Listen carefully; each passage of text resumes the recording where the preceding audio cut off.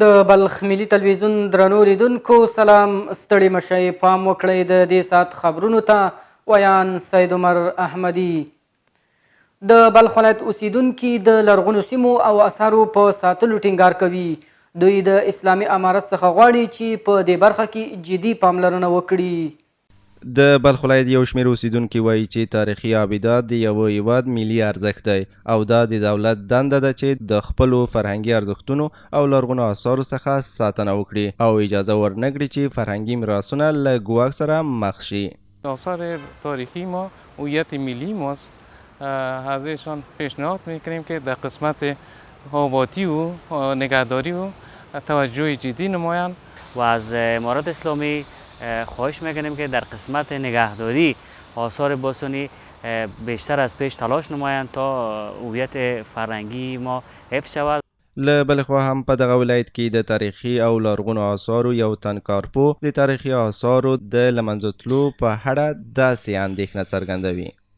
و برخی از اونها جدا به ترمیم نیاز داره و ما نگران از این هستیم که اگر توجه صورت نگیره در قسمت بنای تاریخی، مخصوصا در فصل سرما و فصل بارندگی، بعضی از بناهای تاریخی ما در حالت خرابی قرار داره.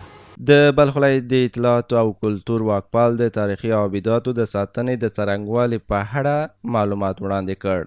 انشالله هر زمانی که در هر جایی که اندکترین کاوش صورت بگیره از منطقه به ما عبور میرسه و ما عملا از طریق قطعه 012 و با همکاری قماندانی امنیه ولسوالی با ما همکاری صورت میگیره و ممانعت شده. د یادونې وړ ده چې په دې ولایت کې څه باندې 80 تاریخي او لرغوني آثار شتون لري. د بلخ ولسوالۍ د ښاروالۍ مسؤلین وایي چې د خلکو ستونزو په کتو به په روان کال کې په دې ولسوالۍ کې 4 پراختیایي پروژې پیل کړي.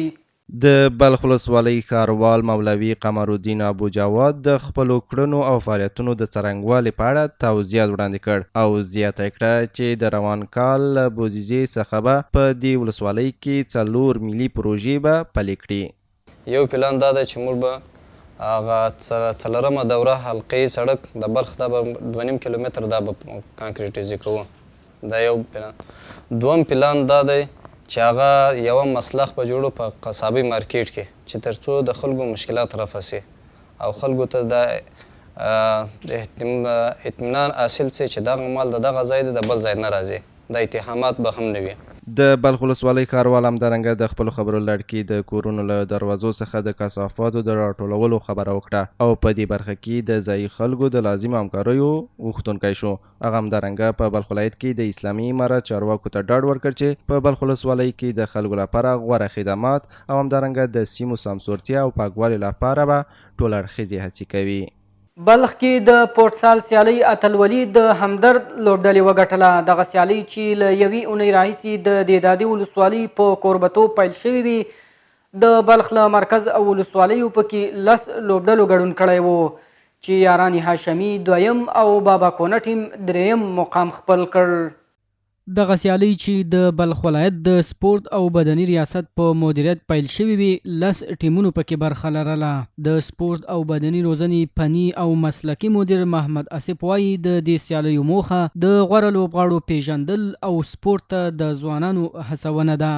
همدارنګه د یادې سیالیو تنظیمونکی مشعل وطن دوست دغه سیالیو موخه د نشهیي توکو څخه د ځوانانو لرې ساتل یاد کړل. له بلې خوا 2 تنو لوبغاړو دا ډول سیالۍ د لوبغاړو ترمنځ د سالمې فضا او یووالي رامنځته کول یاد کړل. دوی همدارنګه هیلهمندي وښوده چې په ملي او نړیواله سطحه به لوبیږي. د سیالیو په پای کې یو شمېر غوره لوبغاړو ته کپونه، ستاینلیکونه او ورزشي جامې هم ورکړل شوې. درنو لیدونکو دا و د دې ساعت مهم خبرونه. تر بیا مو الله مل ښه وخت.